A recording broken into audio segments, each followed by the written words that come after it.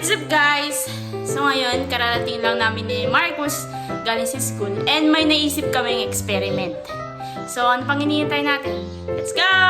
So ang experiment na gagawin namin ni Marcus is magpiprito kami ng egg gamit ang sun. Dahil sa sobrang init ng panahon. So meron kami ditong pan. Asan yung egg? Pakita mo yung egg. Egg, asin, and mantika. So as you can see, nandyan na yung mga kailangan namin. So lalagay lang natin dito yung pan para mainitan. And dito yung egg, yung asin, and mantika. So let's go. So nilagay ko na yung isang egg. And hihintayin natin siyang maluto. Kung kaya niya maluto.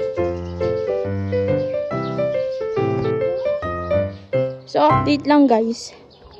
5 minutes na siyang nandyan. So, hindi enough yung sikat ng araw para maluto yung egg.